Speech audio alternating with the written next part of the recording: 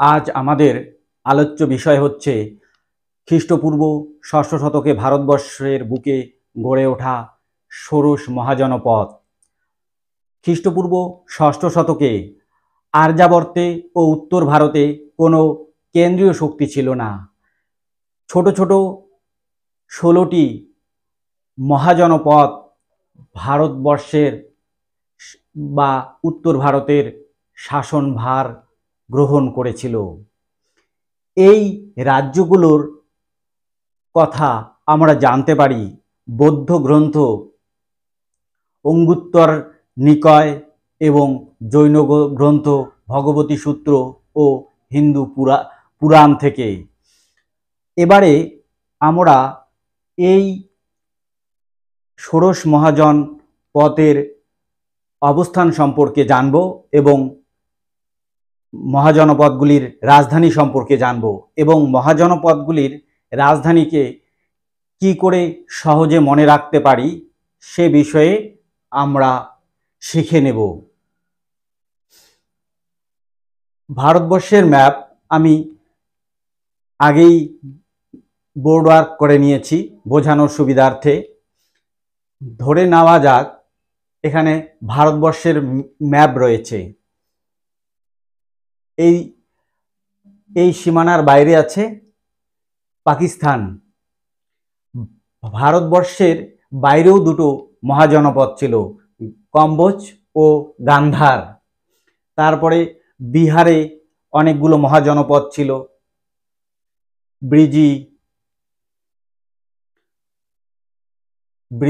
মগধ, অঙ্গ। তারপর দক্ষিণ ভারতে একমাত্র মহাজনপদ ছিল অসমক। তারপর মহারাষ্ট্রে অসমক মহাজনপদ গড়ে উঠেছিল। এখানে রাজস্থানে ছিল মৎস্য, দিল্লিতে কুরু। এই যে মহাজনপদগুলোকে আমরা এবার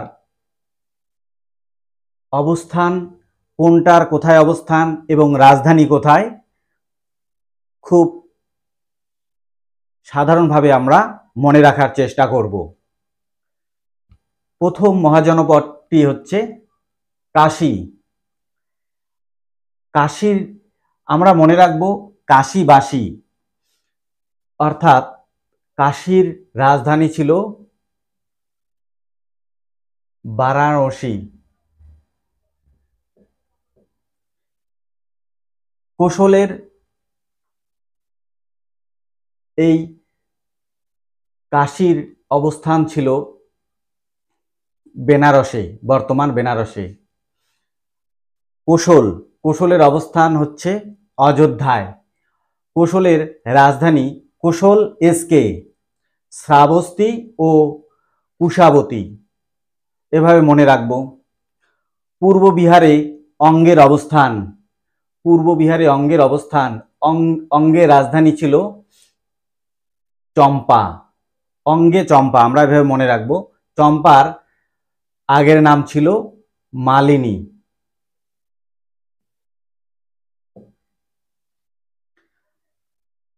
মগধের অনেকগুলো রাজধানী ছিল বিভিন্ন সময়ে। আমরা মনে রাখব মগধ, গিরি, রাস, শাল, পাট। অর্থাৎ মগধের রাজধানী ছিল গিরিব্রজ, রাজগীর, বৈশালী ও পাটলিপুত্রে। মগধ বর্তমান দক্ষিণ বিহারে অবস্থান করে। এবারে আসছি ব্রিজির বর্তমান অবস্থান হচ্ছে উত্তর বিহার। এখানে আমরা ম্যাপ দেখলেই স্পষ্ট বুঝতে পারবো যে অঙ্গের উত্তরে রয়েছে ব্রিজি আর মগধ রয়েছে দক্ষিণে। ব্রিজি শাল এভাবে আমরা মনে রাখবো। ব্রিজি রাজধানী হচ্ছে বৈশালী।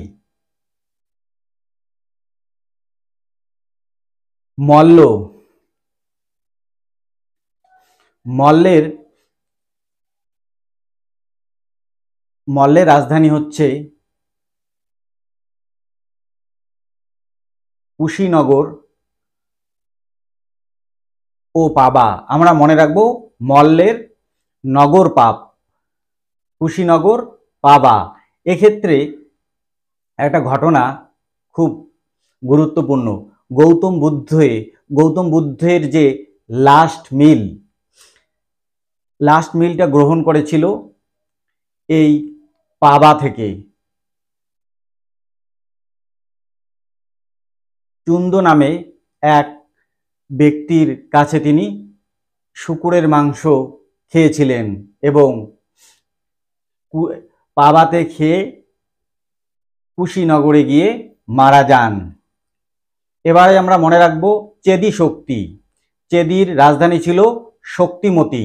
চেদি বর্তমান বুন্দেলখণ্ডে অবস্থিত। শক্তিমতি। বৎসের বর্তমান অবস্থান রয়েছে এলাহাবাদ। বৎস কামনা, এভাবে যদি আমরা মনে রাখি, বৎসের রাজধানী কৌশাম্বী। এই প্রশ্নটা খুব গুরুত্বপূর্ণ।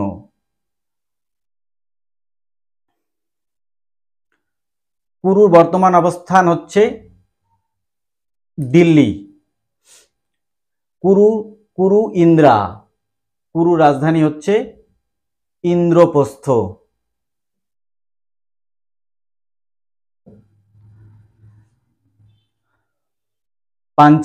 পাঞ্চালের রাজধানী হচ্ছে, আমরা মনে রাখবো, পাঞ্চাল একে, অর্থাৎ অহিছত্র ও কাম্পিল্য। বর্তমান অবস্থান হচ্ছে বেরেলি বদায়ুন অঞ্চল। বিরাট, আমরা এভাবে উল্টো দিক থেকে মনে রাখবো, বিরাট মাছ, অর্থাৎ মৎস্যের রাজধানী হচ্ছে বিরাটনগর। এর বর্তমান অবস্থান হচ্ছে জয়পুর, রাজস্থানের জয়পুর ও আলোয়ারে। সুরসেন মধু, এভাবে মনে রাখবো, সুরসেনের বর্তমান অবস্থান হচ্ছে মথুরা। সুরসেন মধু, অর্থাৎ সুরসেনের রাজধানী হচ্ছে মথুরা। দক্ষিণ ভারতের একটি মহাজনপদ হচ্ছে অসমক, গোদাবরী উপত্যকায় অবস্থিত। এই অসমক পোটলা, এভাবে মনে রাখবো, অসমকের রাজধানী হচ্ছে পোটালি। এবারে আসছি পরের মহাজনপদ অবন্তী। অবন্তীর অবস্থান হচ্ছে মালবে। অবন্তীর দুটি রাজধানী, অবন্তী ইউএম, উজ্জয়িনী ও মহিষ্যতী, এভাবে মনে রাখবো। গান্ধারের বর্তমান অবস্থান হচ্ছে রাওয়ালপিন্ডি। গান্ধার তক্ষক, অর্থাৎ গান্ধার রাজধানী হচ্ছে তক্ষশিলা।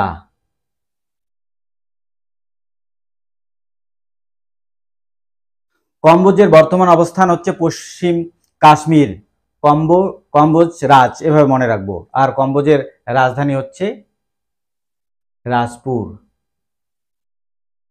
এই যে মহাজনপদগুলি রয়েছে, এগুলোর বেশিরভাগই ছিল রাজতান্ত্রিক চরিত্র এবং ব্রিজি ও মল্ল ছিল গণতান্ত্রিক প্রকৃতিগত দিক থেকে।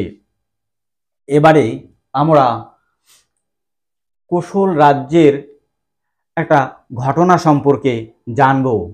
আমরা ষোড়শ মহাজন পড়তে গিয়ে জেনেছি কোশলের রাজা ছিল প্রসেনজিৎ।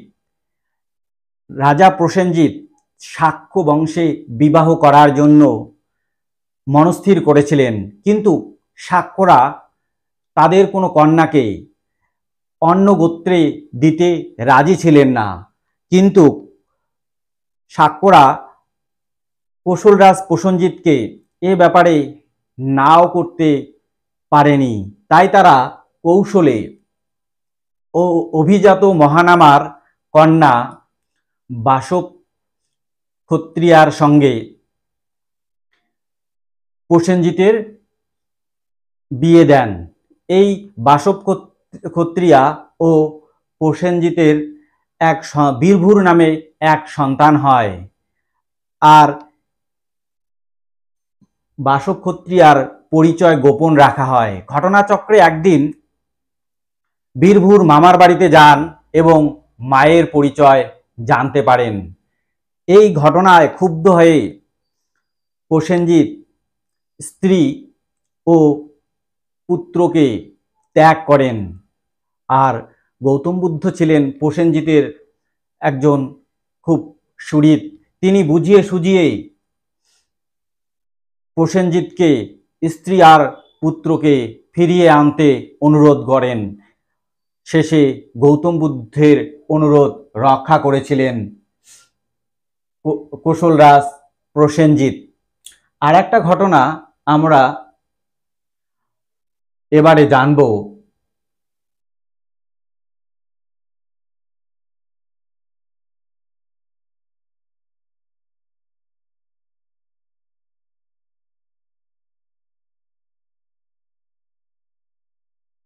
রাজ উদয়ন সম্পর্কে প্রাচীন ভারতে নানা চিত্তাকর্ষক কাহিনী বর্ণিত রয়েছে।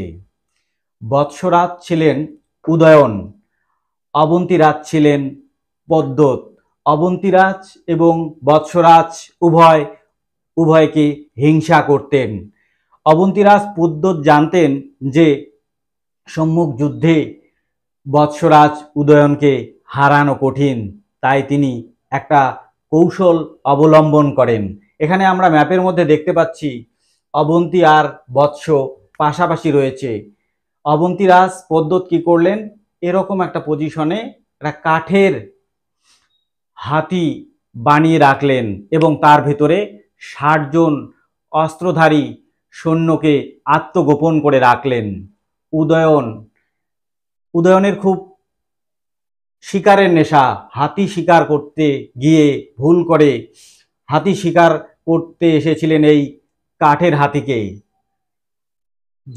যখনই এই কাঠের হাতি শিকার করতে আসেন, উদয়ন পদ্মতের ফাঁদে পা দিয়ে দেন।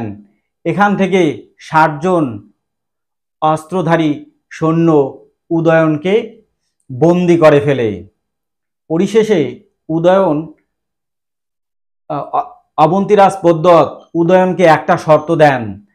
উদয়নকে তিনি মুক্ত করে দিতে পারেন একটা শর্তে। শর্তটা হচ্ছে উদয়ন হস্তি চালনা বিদ্যায় খুব পারদর্শী ছিল। এই হস্তি চালনা বিদ্যা যদি অবন্তীরাজ পদ্মতকে শেখানো হয়, তাহলে অবন্তীরাজ পদ্মত উদয়নকে মুক্ত করে দেবে।